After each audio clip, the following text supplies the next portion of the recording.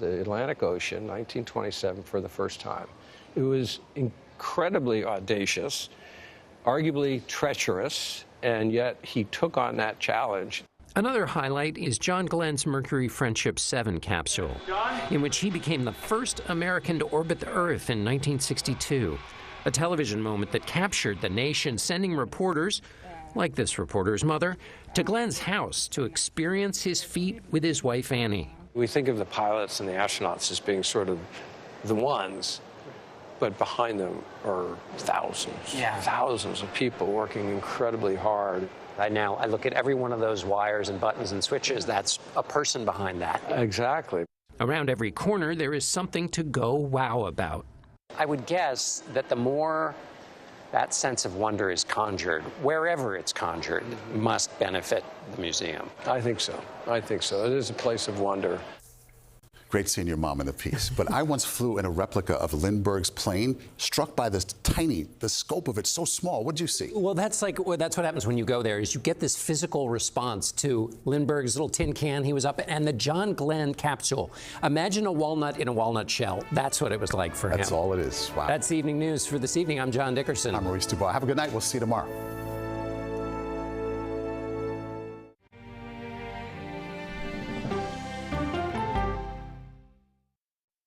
Here's what the car insurance companies may think they know after a car crash.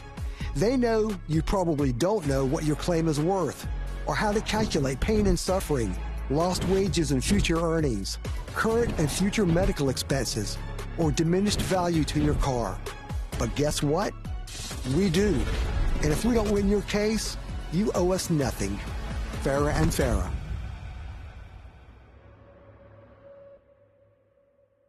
When you buy LG, you get so much more than just appliances. You get the latest innovations, like a range that's also a bake-off champion, all with the backing of LG, America's most reliable and #1 appliance brand.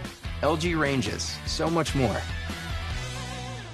I'm Major Garrett in Washington, inviting you to The Takeout. Politics, policy, people, and pop culture, streaming right here on CBS News 24/7.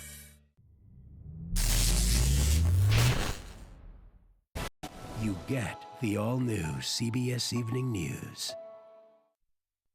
Welcome to CBS Evening News Plus. I'm John Dickerson. The driver in that Jacksonville traffic stop that turned violent speaks to the public for the first time. The sheriff is investigating his deputy's actions to answer sharp questions from members of his community. Elaine Keanu is there with the latest. Our in-depth segment tonight, home prices are at record highs, but sales have slowed to a 9-month low. Kelly O'Grady will explain why. Those stories and more right after our news headlines. The mystery of who would kill 4 Idaho college students has been replaced with the mystery about the emotionless person who admitted to those murders. In an Idaho courtroom today, families of Brian Kohberger's victims to those murders. In an Idaho courtroom today, families of Brian Kohberger's victims delivered impact statements at his sentencing hearing. Against all nature, Kohberger showed no reaction and declined to speak. The judge sentenced him to 4 consecutive life sentences under a plea deal with prosecutors. In the Netherlands, the International Court of Justice has ruled that countries that fail to address climate change risk having to pay reparations to countries that suffer harm. The case is one of the largest in the panel's history. And the Wall Street Journal reports that President Trump was told in May that his name appeared multiple times in the Jeffrey Epstein files, supporting a claim made by his one-time ally, Elon Musk.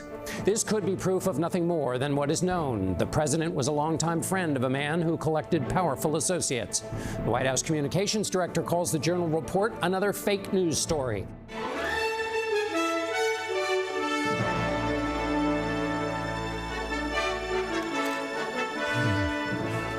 We begin tonight in Jacksonville, Florida, where a routine traffic stop turned violent has placed the city and the sheriff's department at the center of the country's latest debate on police use of force. The driver, 22-year-old William McNeil, spoke publicly for the first time about the incident. CBS's Elaine Quijano was there. Exit the vehicle now. Exit the vehicle. Days after William McNeil Jr. released this cell phone video of his violent traffic stop in Florida, Justice for William McNeil. Justice for William McNeil. the fallout continues to grow.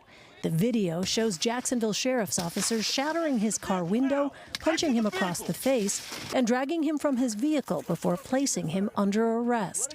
Today, McNeil spoke publicly for the first time. That day, I just really wanted to know, why I was getting pulled over and why